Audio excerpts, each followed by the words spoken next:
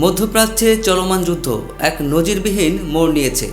এবার সরাসরি যুদ্ধের ময়দান থেকে লক্ষ্যবস্তু হিসেবে মাইক্রোসফট, গুগল, মেটা এবং অ্যাপেলের মতো বিশ্বের শীর্ষস্থানীয় 18টি মার্কিন প্রযুক্তি ও বাণিজ্যিক প্রতিষ্ঠানকে বেছে নিয়েছে ইরানের শক্তিশালী সামরিক বাহিনী ইসলামী বিপ্লবী গার্ড কর্পস IRGC। বুধবার 1 এপ্রিল ইরানের স্থানীয় সময় রাত 8টা থেকে এই হুমকি কার্যকর হবে বলে চরম হুঁশিয়ারি দেওয়া হয়েছে। মঙ্গলবার 31 মার্চ এক বিবৃতিতে IRGC নির্দিষ্ট 18টি প্রতিষ্ঠানের তালিকা প্রকাশ করেছে। এই তালিকায় রয়েছে Microsoft, Google, Apple, Meta, Facebook, WhatsApp, Instagram, Tesla, Boeing, Intel, IBM, Dell, HP, Cisco, Oracle, JP Morgan Chase এবং জেনারেল ইলেকট্রিক।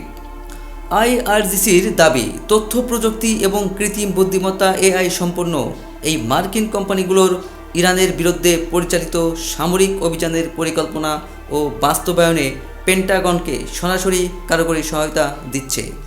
বিবৃতিতে হুঁশিয়ারি দিয়ে বলা হয়েছে, ইরানে পরিচালিত সন্ত্রাসী হামলার জবাবে এই প্রতিষ্ঠানগুলোর সংশ্লিষ্ট ইউনিটগুলো এখন ধ্বংসের অপেক্ষায় থাকুক। আমরা এসব প্রতিষ্ঠানের কর্মীদের নিজেদের জীবন রক্ষার্থে অবিলম্বে কর্মস্থল ত্যাগ করার পরামর্শ দিচ্ছি।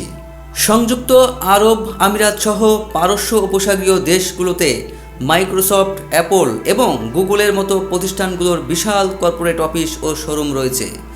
IRGC সরাসরি সময়সীমা বেঁধে দেয় ওই অঞ্চলে থাকা মার্কিন কর্মীদের মধ্যে তীব্র আতঙ্ক ছড়িয়ে পড়েছে।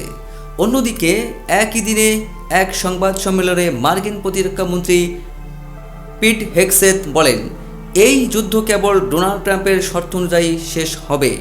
ইরানে সরাসরি স্থল সেনা পাঠানোর বিষয়ে তিনি স্পষ্ট কিছু না বললেও জানান, যুক্তরাষ্ট্র যে কোনো পরিস্থিতি মোকাবেলায় সর্বোচ্চ প্রস্তুত।